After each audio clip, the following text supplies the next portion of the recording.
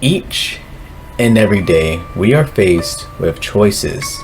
What to wear, what to eat. When should I start a family? Where should I be buried when it's my time to go? Obviously your choices throughout your life ranges from great importance to less so, but in the end there will always be consequences in place. Now about 2 months ago now I made a video called What is Mouthwashing? And it was a video about the video game Mouthwashing by Wrong Oregon. And just before I want to even get into this video, I want to say one thing. I understand that Jimmy did not like Anya because he wanted to replace Curly. Okay? I understand that Jimmy didn't have a crush on Anya, or Anya didn't have a crush on Curly. Okay, I understand it now. I understand it now.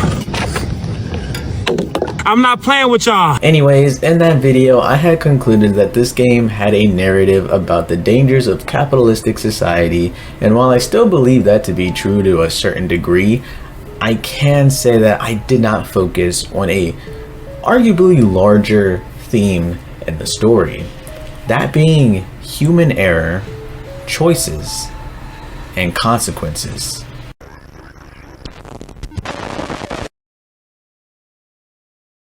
Close your eyes, you'll be here soon. 1、2、3、4、5分時々本当に熱帯でもこのワードできない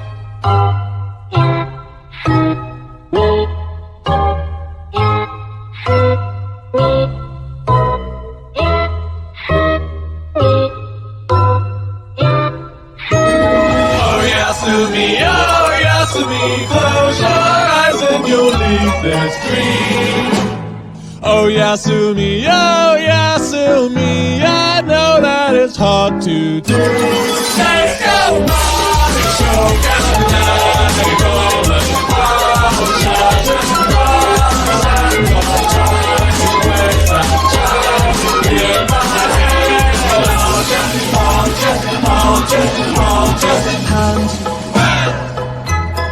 Of time will wring my neck. Every little moment spells regret. But I don't have to feel this way. As a voice inside my head.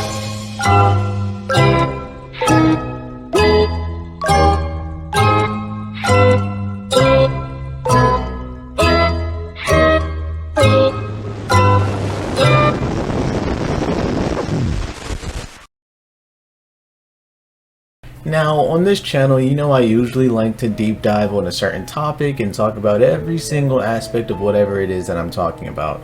But today's video will be just a little bit different. It will be less formatted and more of revisiting something that I felt as if I didn't do justice. Mouthwashing was incredibly popular. Like, it literally exploded in popularity, and I'm not surprised to see that it was a conversation that Mouthwashing might have been one of the biggest games to come out of 2024, and that's just because of how goddamn amazing the game truly was.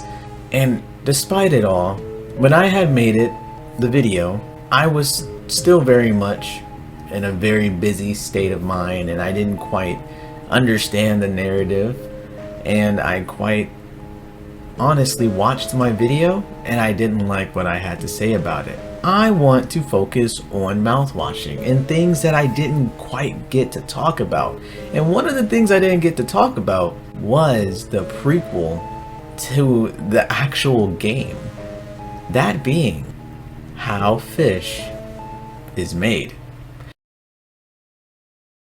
Now, How Fish is Made is a pretty short game. I'd say about 20, maybe 30 minutes long. and the base game really doesn't have much to do with, mouth washing in terms of narrative. However, I still believe the ideas prevalent within the story shares the same themes, and it will get your noggin thinking about the right topics moving forward. But Wrong Oregon did in fact make a DLC for the game which connects the two on a more physical level, and within mouth washing itself, some Easter eggs can be found. But let's slow it down, okay? Let's talk about how fish is made. What's it even about? What, as Berlin would say, is all the rigmarole about?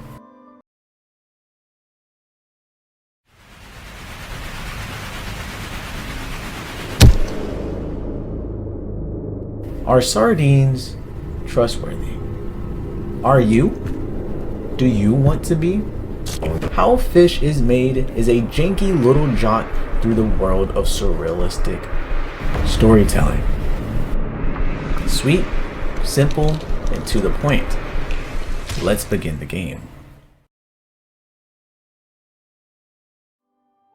The game begins with us falling.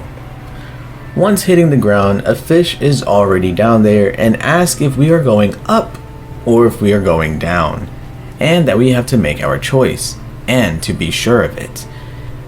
Then he proceeds to tell us not to talk to the machine because it won't talk to us. Walking around, our fish would come to find, well, other sardines, and they all believe and are battling their own string of choices. The first fish we would come across believes that the only way is up. If you don't believe that, well, you're going down. Then the next fish believes that the truth is, well, going down, and that he is undeniable, that his truth is truth. And the final fish is shivering in a corner as he says that his family went up, but his best bud went down. He's scared to go up due to his family not being the closest, but he does not know for sure if his best buddy will remain as close as they once were. He doesn't know where to go, but when asking, we tell him just to go down, and so he does. He then points us to this fleshy hole, and when we go down, it's like I said, a very fleshy hole. It almost feels like maybe the inside of a fish, or maybe an inside of a throat. I'm not really sure, but at the bottom we meet yet another fish. This fish is looking at the site of which he believes holds much glory, and it's a used. Alrighty then. The next fish we come across is stuck in some turning gears.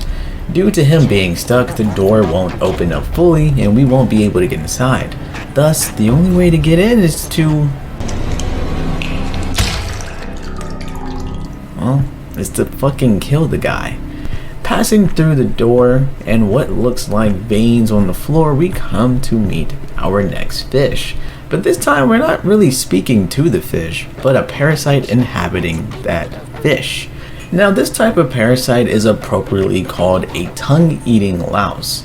Despite its name, it doesn't actually eat the tongue of the animals that it infects, but instead severs the blood vessels to the tongue, making it pretty much just fall out, and when it does, it happily takes its place. And how fish is made, this little guy's name is Friendo. He talks about how much he cherishes friendship, and even gives us a little halftime show.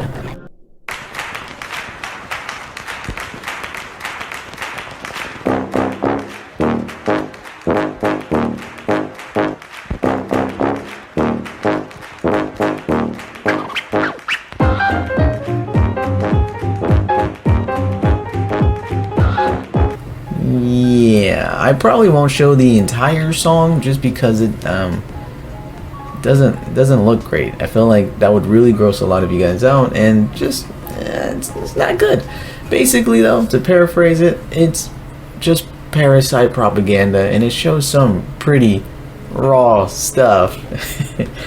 Get it? Raw as in like raw meat. Parasites like raw meat. And finally, through the final tunnel, we see a pile of fish. Moving past that, there are a bunch of eyes watching us in what seems like a bottomless pit. They ask if we deserve it, that we'll be back, that they always come back because we're weak.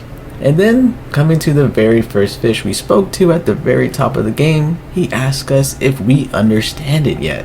We never really had a choice. Due to us being a lowly critter, the gift was being given the choice, not the outcome. He asked us if the uncertainty of our choice gave us a lot of fear, or is it worse now that we know that none of this really mattered? He said it was never about choice, yet it was about conviction. Finally, you would come across the very last fish of the game. He's too scared to make a choice, so instead he's been counting who went up and who went down.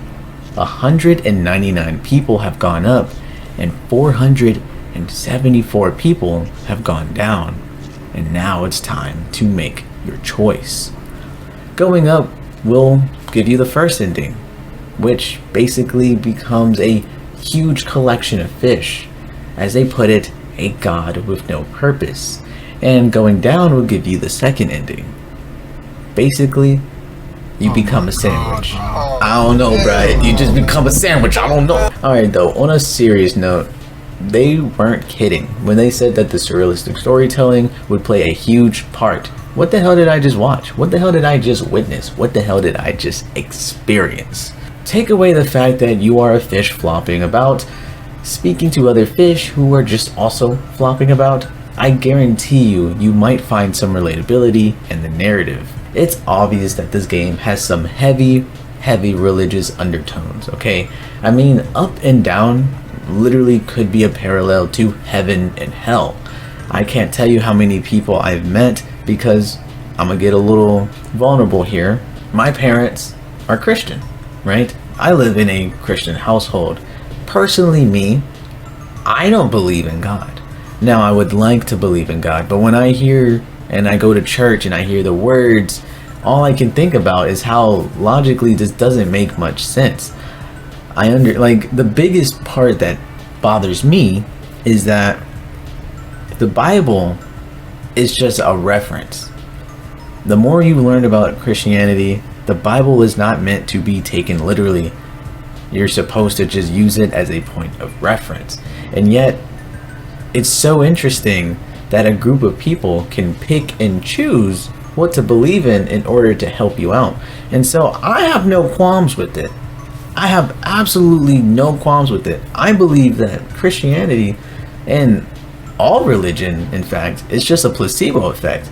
I think when people generally get a more positive outlook, regardless of how they do it, whether it's working out or spiritually, meditating or going on hikes and clearing your palate there, I think these are all placebo effects to clear the mind. It does so much to help you to understand that you are not alone. And if it takes religion to do that for some people, miracles, and I know it's a meme, but I'm gonna play it right now because it spits the facts right now. I wasn't always a positive person. I used to be the most negative person on earth. Something bad happened. Why the fuck this had to fucking happen to me right now? But they say when you change your perspective, that's when miracles happen. Miracles happen when you change your perspective. I think that is what religion is, but I kind of went off on a tangent. I apologize. Going back to how fish is made, I'm saying that I met a lot of people who were hardcore Christians, and they said, if you don't believe in this, you're going to hell. If you don't stop sinning, you're going to hell. And then it creates this whole conversation of, okay, let's say you're a really good person, but you don't believe in God.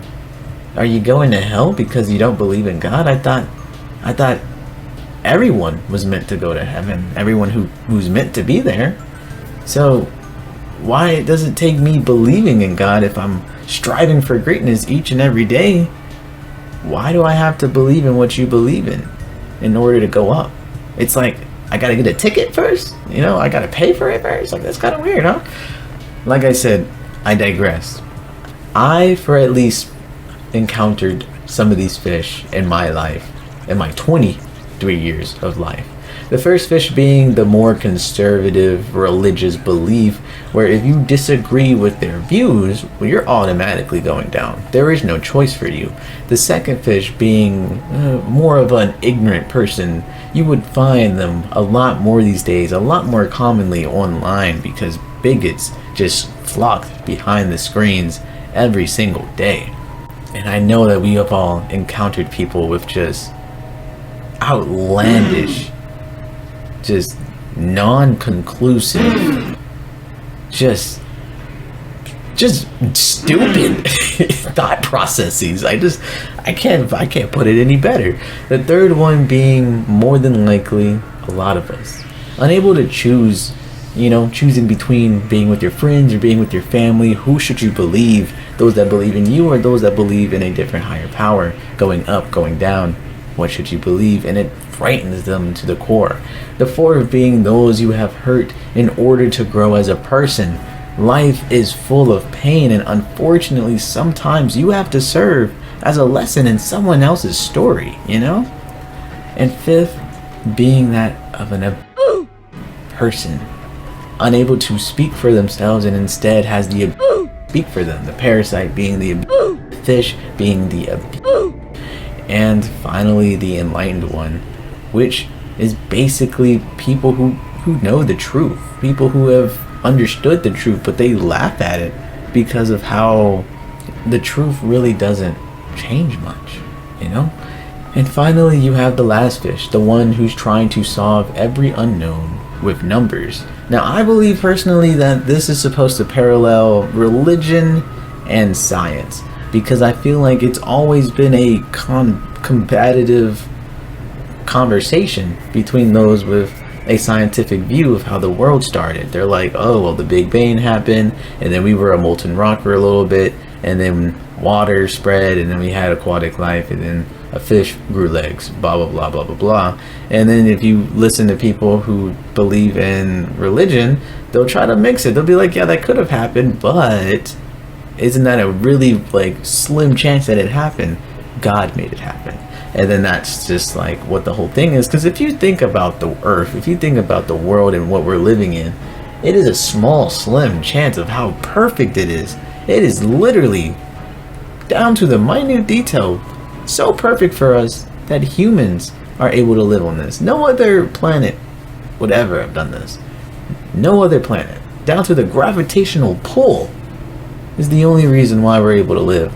And so with that type of minute perfection, it is so easy to believe in a higher power. And I believe that is what that last fish is, trying to count numbers to see whether it is better to go up or to go down. And finally, we have the only two endings to show that either you become a fish waste or you're discarded and never to be used again to anyone, or you can just become someone else's sandwich. Two places that don't particularly sound very enjoyable in my opinion. Now, like I said, once beating the game, you are now given the choice to play the DLC. I had one, guys. Okay, look, I know it may seem weird because I probably edited it and it's just right behind it. Bro, I took a 40-minute nap and I had some fucking gummy worms, bro. I'm on one. It's 11:10 and I'm on one right now, bro. Anyway, once beating the game, you are then given the choice to play the DLC. The DLC directly actually connects to mouthwashing, and you play as a fishball. You begin the game by popping out of the foam and mouthwashing and begin rolling around collecting trash and dead things, as you do. A fish tells us that we're special and that he wants to join us, and, well, we consume him. Rolling down, we get a curly jump scare. He mirrors what is shown and is said in mouthwashing, as he mentions this career of his was meant to really only be temporary. Then you realize 10 years have now gone by and now you really can't sleep without hearing the noise. Continuing further, we find a fat fish eating selfishly. He mentions that he has no needs to join us because he has everything that makes him happy. So we consume him forcefully. Oh, we love that. After finishing up there, you can find a dead fish with a baby fish attached to the mother, and you consume that as well. Something's telling me this is kind of symbolic of Anya's situation.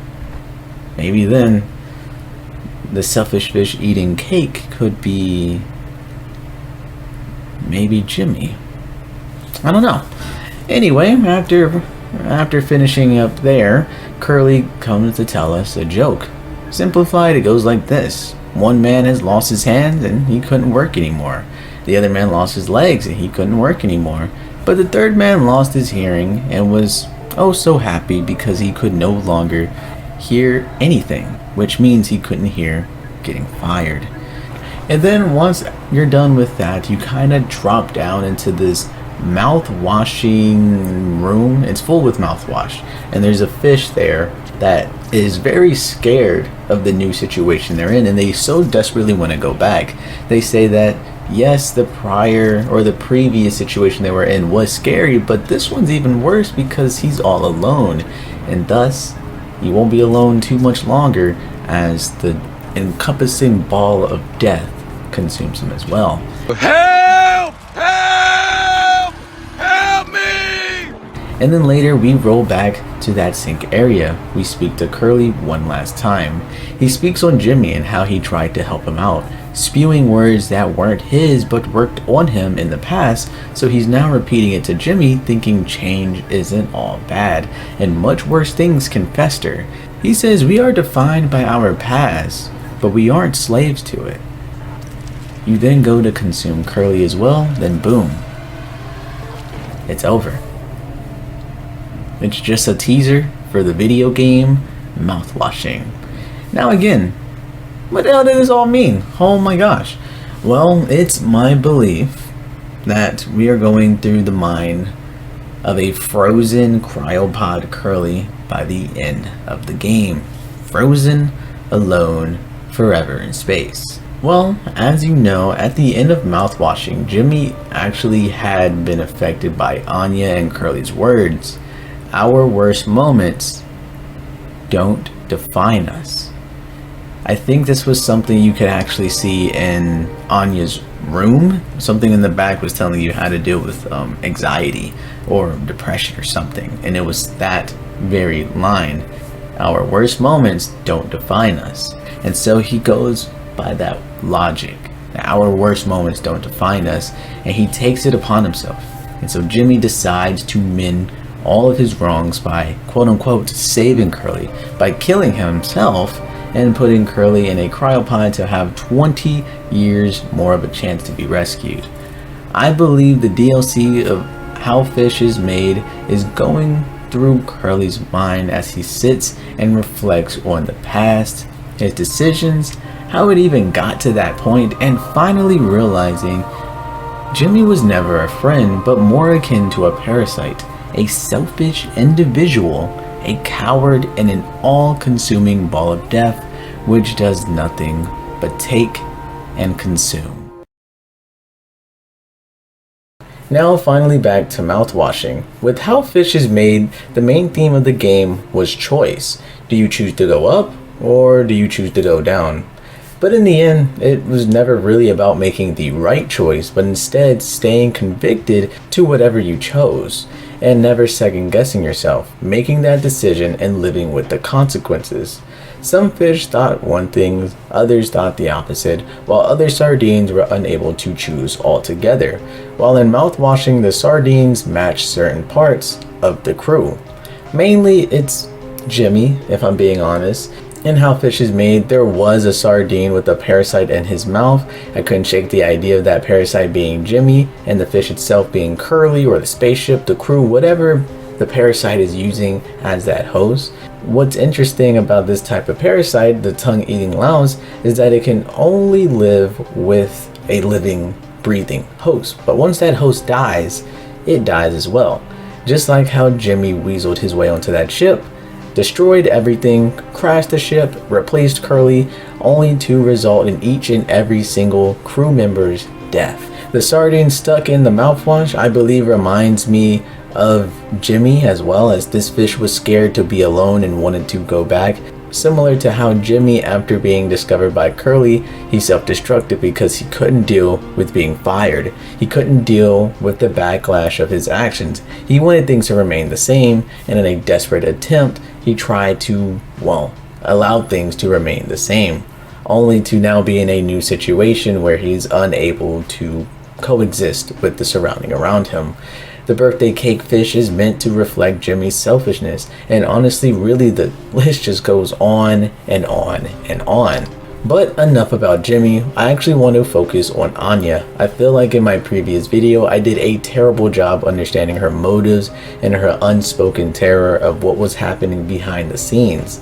Now, a quick recap of what happened in Mouthwashing for those who have somehow made it to this part in the video, haven't seen Mouthwashing just yet, and is still kind of confused. Well, here's what I'm gonna tell you. The game itself is told in unchronological order, making for a slow and steady descent into madness. But by the end, essentially everything was normal, or as normal as it could be. It was normal to the naked eye. However, it was hinted at throughout the stay on the ship, Anya was being sexually abused by Jimmy until she had gotten pregnant. The reason why we know this is because there will be times where Anya was talking to Curly and she would ask how long do they have left on this trip, right? And then he would tell her, oh, we have like 8 months left. And it's like, damn, that's a long time. And then she would go further and ask, why is it that the nurse's office or the medical room seems to have locks but not on the personal chambers? And it was all these things basically saying that Jimmy went into her room and she had no way to lock it. She had no way to block him from entering her room at night, and was sexually abused by Jimmy for an untold amount of time. But something I'm going to get more into, she got pregnant, and that whole pregnancy tells an entirely different story in itself. But as I was saying, she told Curly, but Curly did nothing about it and wanted to try and fix things because he believed Jimmy was a close friend and that he knew the guy. But all this did was give Jimmy time to crash the ship, harming Curly in the process. Then slowly but surely, Jimmy's mental grows darker and darker as he directly and indirectly kills each and every single crew member, finally understanding that he fucked up everything, and in some strange twist he wanted to become a hero, or he wanted to become an equal with Curly, and thus he wanted to mend everything he had broken. And so he killed himself and tried to save Curly. It's truly a really fucked up story, but if I told you that some details that go unspoken makes the themes of what happened in Mouthwashing even darker, would you believe me? Sit back, because that's exactly what I'm about to do. On my mouthwashing video previous to this one, I had so many people correct me and expand on things that I just did not understand. So instead of trying to steal their credit and talk as if I knew this, I'm going to just read out each comment that stuck with me and explain further as to why it makes the story of Mouthwashing so much darker. So first and foremost, we are going to talk about, Sir Dame Sanders says this. A couple of points about Anya, because I think she is so interesting, but people tend to gloss over her complexities to talk about her essay. I did that. I'm gonna be honest, I did that. I didn't even take the time to learn about the character. The most blaring thing about her was the fact that she was being sexually abused. But now, let's talk about this. So Sir Dame says this. First, the baby. Anya never tells anyone if she wants to keep it or not, because obviously she's justified in whatever choice she makes, but that choice had been robbed from her by the circumstances of the crash, as the only thing the crew has to drink now is alcohol.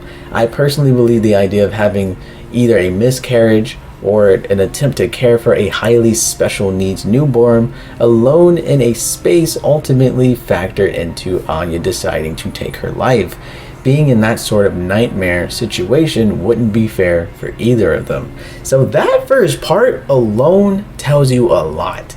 Yes, I do believe that Anya took her life due to being sexually, but it goes even darker that it wasn't even that she was sexually abused.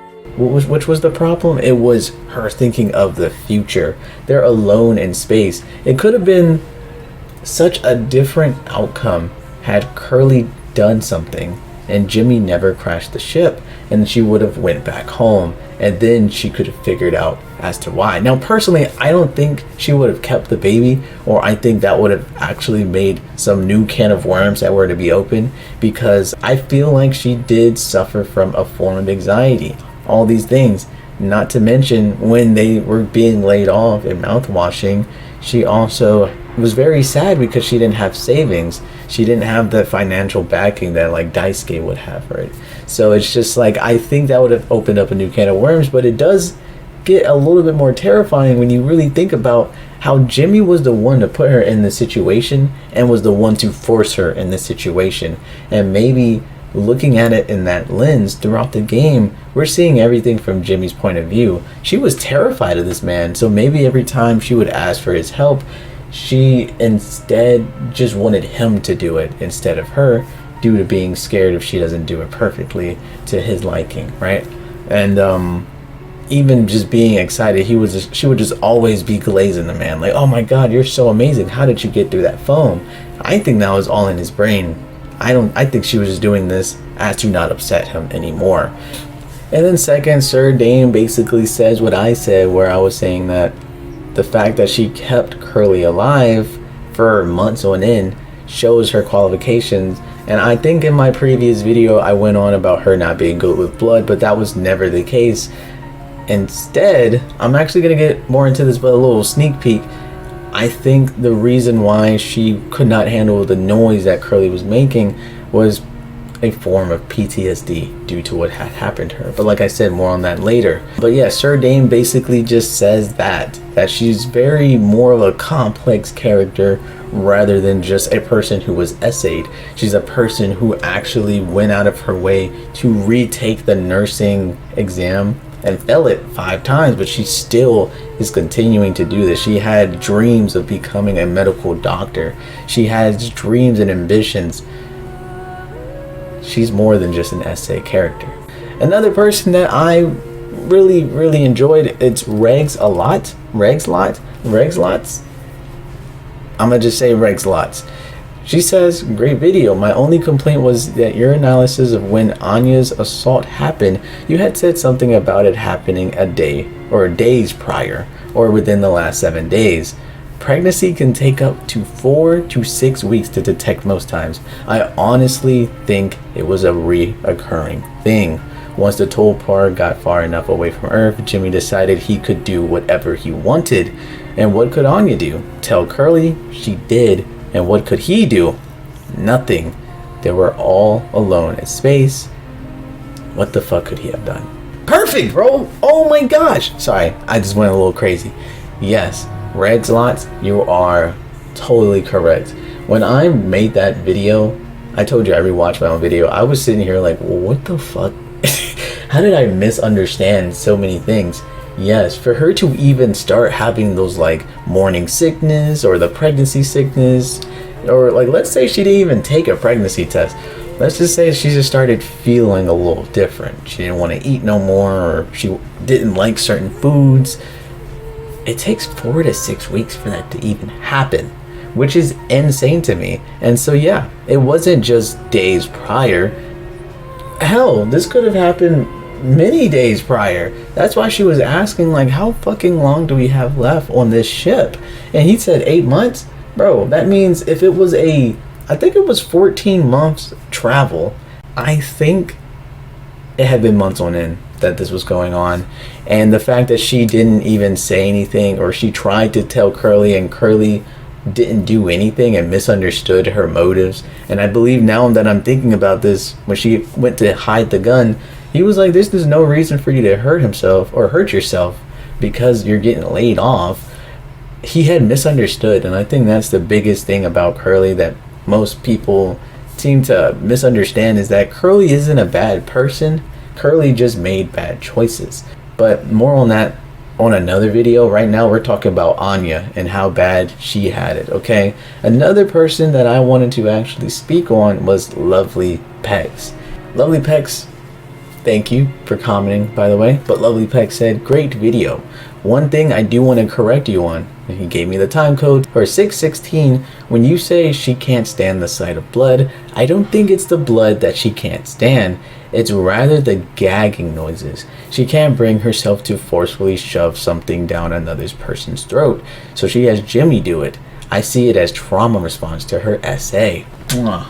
How could I have misunderstood that? Yes, it was never about the blood. She obviously is fine with blood if she's being a medical nurse. I just thought it was a quirky thing. I thought they were just leaning really heavy into her being like, oh, imagine being a doctor, but you're squeamish. No, bro. It was more than that. It was the essay. Like something being forced down your throat. Something you don't want to happen to you. And that was a trauma response. It just makes the whole scene just so much more just sad. And the fact that Jimmy is sitting there, whether he's oblivious or just plain fucking ignorant, it is insane, because when she runs out, he looks at her like she's useless and goes out and he's like, yo, you gotta do better. Nigga, you're the one who did. And finally, I want to talk about Yeet MC Needy. Love the name. 813 and 828, I'm almost 100% certain Jimmy was just fucking around with Anya by saying this, because he doesn't take the eval seriously. I've seen people use that pony thing as a mark of him being weird sexually and tying that into Anya's assault, saying that that was something already wrong with him, right? But I doubt that was actually the case, and I doubt that would actually play a real part in a mental decline. Also gross to tack a brony thing on a warning sign for SA. I know you didn't do that, but I still needed to say that. I don't even know what a brony, like what does brony mean, bro? Actually, I'm gonna just type it up right now. Brony James. Oh, Brony is a fan of television show My Little Pony. Friendship is magic, especially an adult male fan. They were trying to say that nigga was a brony. That was something I wanted to clarify, because yeah, I don't know why when I was making the video that was such a big thing. I did try to tie that into him being weird, because I think it was also at the very end where it was like a fetus, and he was like, he had the little like ultrasound and he was looking at the fetus and the baby, and it just didn't really look like a human uterus or wherever the babies go. It just felt like it was more like a it just looked like a fucking horse, dude. That's why I was like, is he like really weird sexually? And that's why he kind of tried to enact that sexual pleasure on Anya. But honestly, if he was 100% a-okay, I think him not taking the eval seriously was just a call before the storm. It was just a little foreshadowing, showing that no one has a accurate evaluation on Jimmy, and thus he's been going crazier and crazier and crazier in the back line, and he was a fucking ticking time bomb. I think that is what that whole pony thing was. It had nothing to do with him being weird sexually, and that was just him fucking around trying to get out of it, because obviously he took it quite seriously when Curly took it up. So I digress.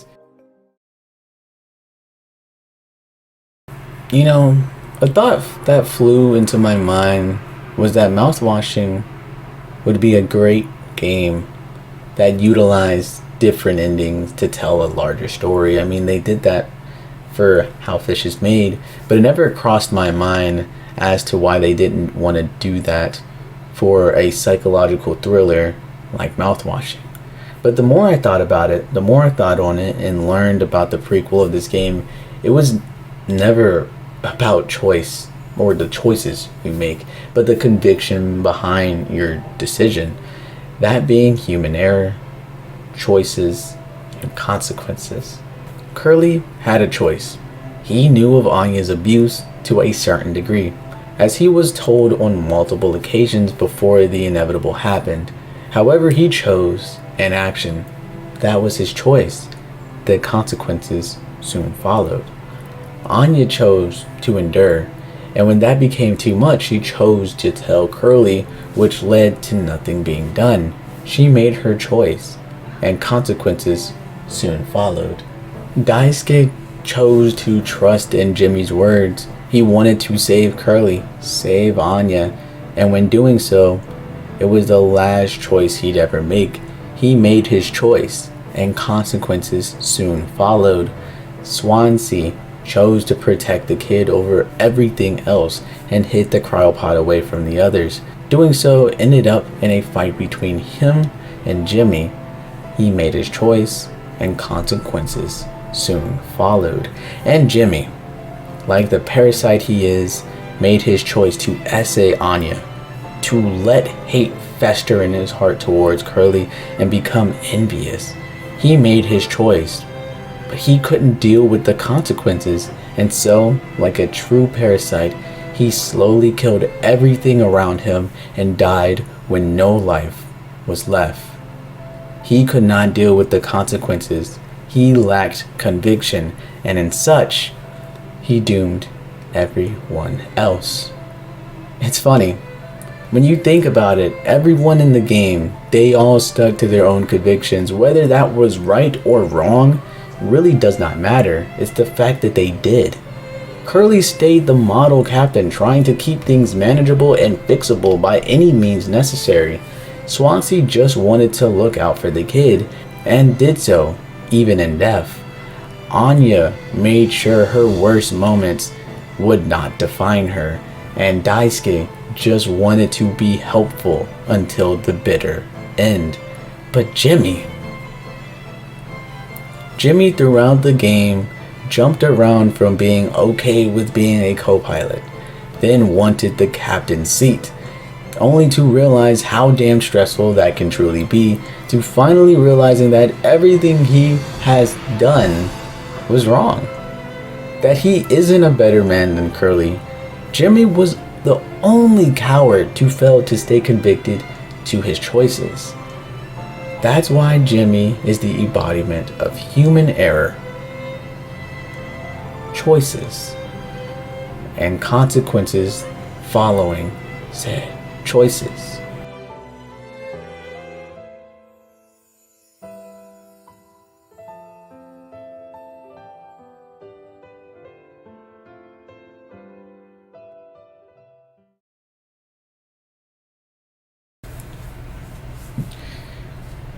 You know,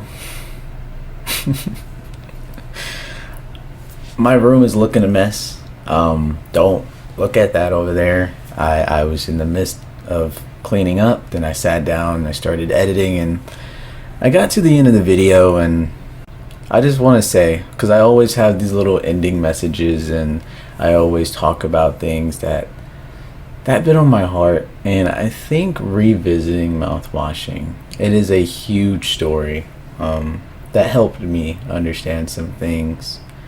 The biggest thing was, it isn't about the choice you make, it's about the conviction that you stand behind it. I think that's a huge thing. Now, I'm obviously not saying to stay convicted to something that obviously isn't working, but more so not to second guess yourself, as to not stagnate yourself, you know? I think that was the biggest thing when I was playing How Fish is Made, and it showcased the fish who was unable to go up or down, whether that be the last one who was counting how many people went up, or the other person fearing who to choose between his family or his friend.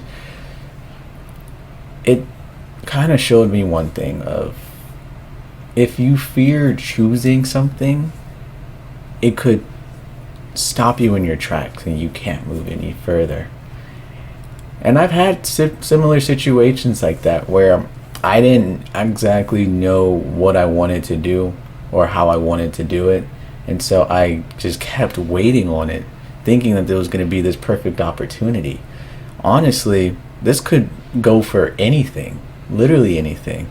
Let's say you have a crush on a girl and you're feeling the vibes and you think maybe she's feeling it back, but you're not 100% sure, and thus you wait. You are waiting for this moment of clarity, this moment of absolute truth, and maybe that never comes, and she ends up believing that you were never into her. And then later down the road, you guys are sharing a drink, sharing a conversation, and she's like, yeah, I used to like you, honestly, like back in the day I had a big crush on you. And you just go there and you feel like a fool because you were so dependent on this absolute sign that it was going to 100% work out, that you didn't make a choice, and action was your choice. Just as Curly tried to fix things, but in the end he really didn't do anything, so his inaction was his choice. Life will make you choose, and 9 times out of 10 it's probably not the thing you want. You're only going to be filled with regrets. And so when I was playing Mouthwashing and How Fish is Made, that was the biggest takeaway from the story, was not to be shackled by the choice, but to be elevated by your conviction. Sometimes in order to achieve your dreams, you have to be a little delusional. You have to believe that this is going to work and put every egg into that one basket that you can. Sometimes you just have to do that. It may seem scary. Obviously, common sense should play a factor. If it really isn't working and you're like literally putting hundreds of dollars, 100 of hours, and it's just not doing, maybe you should reassess. Figure out a different way to do these things, right? But in the end, you need to make a choice. You need to make a choice whether to go forward or just stagnate where you are. And for any of those who are listening to this last part and you find yourself in a situation of not really knowing if you wanted to tell this girl your feelings, or if you are looking at a job application and you are already thinking that you're not going to get the job, or that you are wanting to go on this super fun trip but financially it's not looking great, I'll tell you, reassess. Look at more of your options. You have so many more choices than you give yourself credit for. I would just say, leap of faith, man. Leap of fucking faith. And I know I have no hair on my face. I've been staring at myself this whole time. I just shaved. and I was sitting here like, damn, this is gonna look real weird. I'm gonna have a full plate of hair and then by the end it's gone. But I digress. That was, yeah, going back to what I was saying though. Yeah, so that girl, she might have a crush on you. You never know. That job application, they might choose you. You never know. And financially, it might not be as straining if you just talk to your friends or whoever you're going to go with, and maybe you guys can split something. There's just more choices involved than you give your credit, or than you give yourself credit for. That's all I'm saying. If there's anything that I've learned from Mouthwashing and How Fish is Made, is that inaction is an action. Inaction is an action. And for How Fish is Made, you should always stay convicted to whatever it is that you chose. Always. Well, not always. You know, see, how I say these things, I'm like, always. No, not always. Sometimes you're convicted in the wrong thing, but that's where it comes as humans, right? Humans are naturally flawed, and so sometimes you may get a partial picture, and then you go into this long form dream that you have, and you're just going about it the wrong way. Like I said, when I had graduated college, there was one thing they said to me that really, really stuck with me, okay? I think the valedictorian or whoever the hell was up there had said this. They said that rejection is just redirection. Rejection is just redirection. It's not no and then you're completely stumped. You're simply ricocheting into a different way. But you can ricochet to that exact goal. Maybe it may not be the exact way you thought you were going to get there, but I promise you, if you trust the process and you stay convicted in your choices and what you know you want in life, you might find a lot of no's in your path. But do not take that as rejection. Take that as redirection. All you have to do is find a more plausible, a more accurate way to get to that goal of yours. You just have to go back to the mood board, to the planning board, and just figure yourself out. Anyway, thank you guys for watching. This has been Yuri, and I'll see y'all in the next one. Peace out.